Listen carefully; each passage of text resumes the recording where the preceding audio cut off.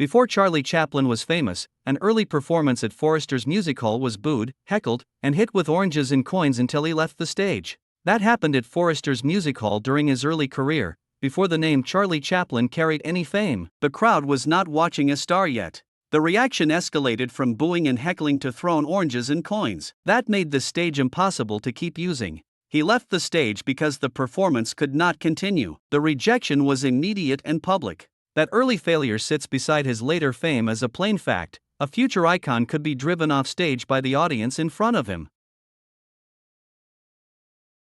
Michael Daico finished The True History of Chocolate because he had promised his dying wife he would complete it. The True History of Chocolate was a work of history, not a memoir. That made the promise part of a published scholarly project, not just a private memory. After his wife's death, Coe kept working until the book was complete. The deciding factor was commitment, not a new discovery or a new editor. That decision carried the project through completion. A book that might have stopped became a finished scholarly work on chocolate. A private promise became the reason the true history of chocolate existed at all. The finished book carried that loss into a public history of chocolate.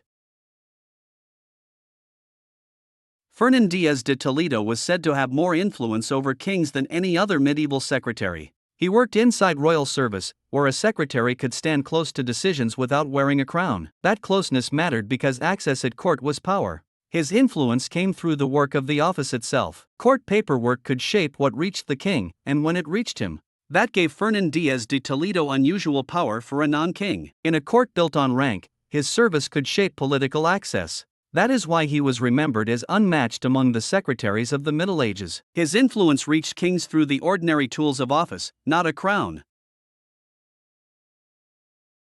After her father's death, Thora Thursner finished his documentation of Swedish buildings and landscapes. The project was a visual record of places, not a single site. It covered buildings and landscapes across Sweden.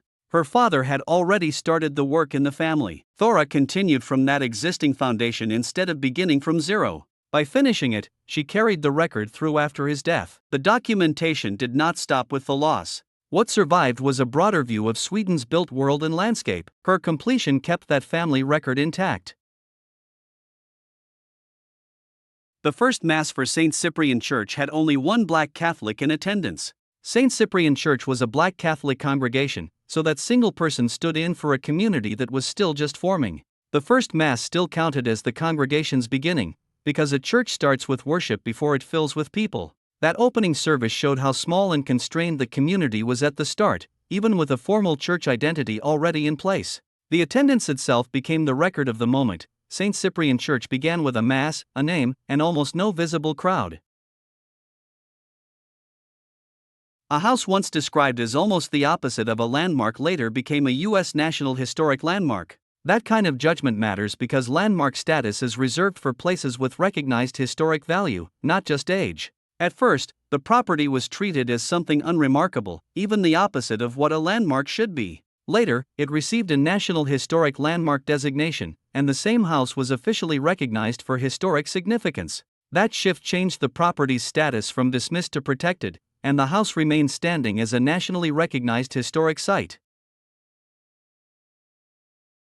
Harvard's first modern feeder school cost twice as much as Harvard itself. A feeder school is supposed to be a cheaper stepping stone into a bigger institution. Here, the price moved the other way. That reversal came from the relationship between the two schools, not from a simple discount. The feeder school sat inside the same educational ladder, but its cost was higher.